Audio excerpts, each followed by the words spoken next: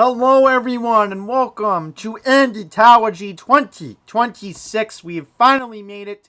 It is that time of the year again to see if my bracket gets busted again. And I don't care if I'm putting favorability towards St. John's, so this is my bracket. Deal with it. Now, let's talk about St. John's path to the championship. And I really hope I'm right about this, okay? So let's start off with the Eastern region where St. John's will be playing. Now, St. John's should move on and beat Northern Iowa. Now, the 8-9 matchup is a bit tricky to predict. I think I'm going to go with TCU. I don't know. I'm just putting the favorability here. Duke should win, thus setting up the matchup right here. Duke St. John's, Sweet 16. Now, as far as who St. John's is going to have to beat, I'm going Kansas. The 4-5 matchup does favor St. John's. They've proven it. Their adversity has come up, and especially because I think they have what it takes to get to the Sweet 16. Now, as far as who else is going to come out of the Eastern region, I'm going to go with Louisville. I'm going to go with UCLA, and I'm going to go with UConn. And then, of course, I'm going to put Michigan State right here. All right? So, I think to organize this, we'll just keep everything to the Sweet 16 in each part of the bracket. Now, obviously, I'm going to go with Arizona. That's obvious. I'm going to go Villanova because Utah State, I've never heard of this program before. Utah State. You kidding me? So, yes. Arizona, Villanova in the round of 32. I think most people will probably go that way. I'm going to go Badgers taking on Arkansas, but here's the thing. It's John Calipari.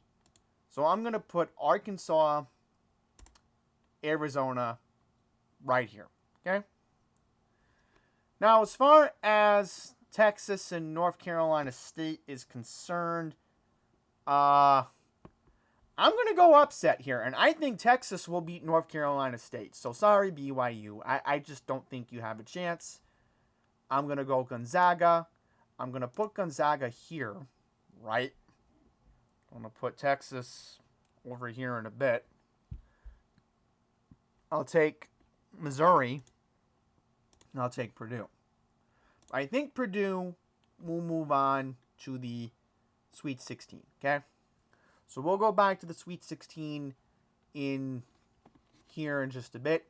Let's move on to the South region.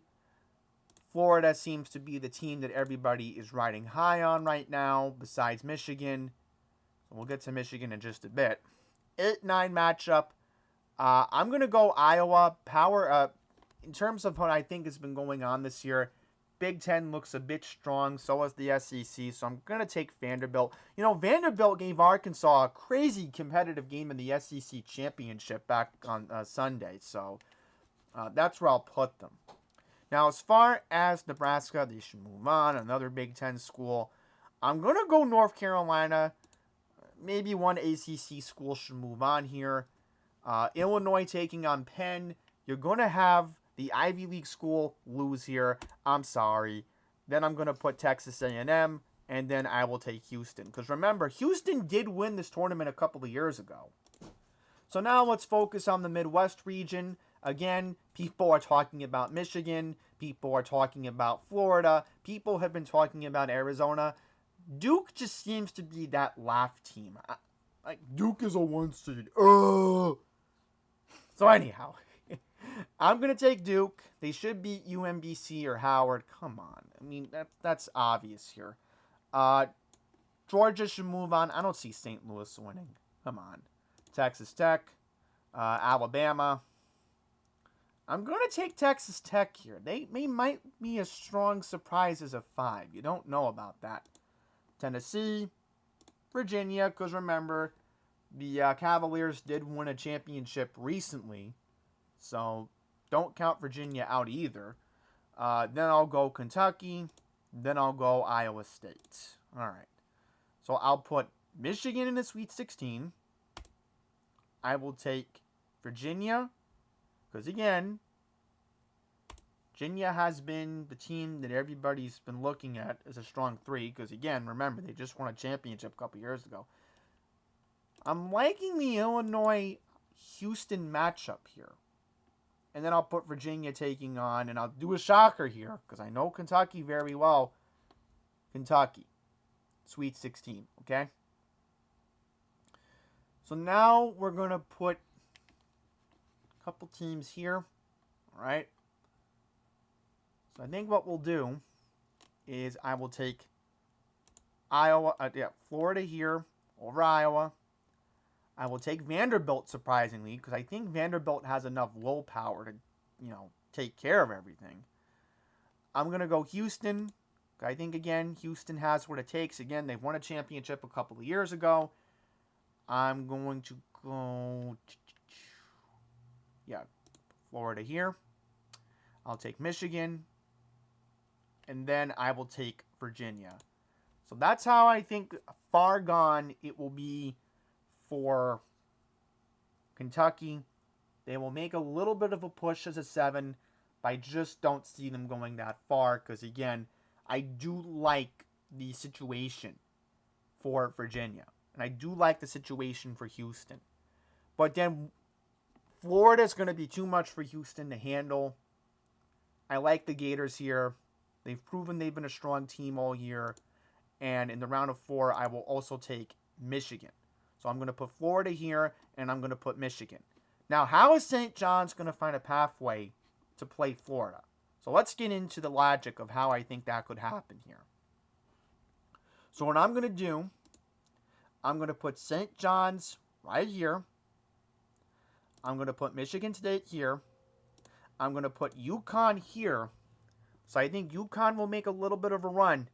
But this is where I think it'll get interesting here. I'm going to take the 5-3 matchup, and I'm going to go with Tom Izzo taking on Rick Pitino. I know I sound crazy for suggesting this idea, but I do think that's where we're heading.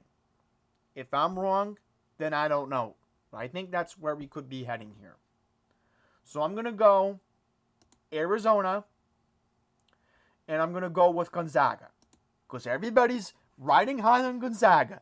They're a good team. They're in the WCC. We love Gonzaga. Ah!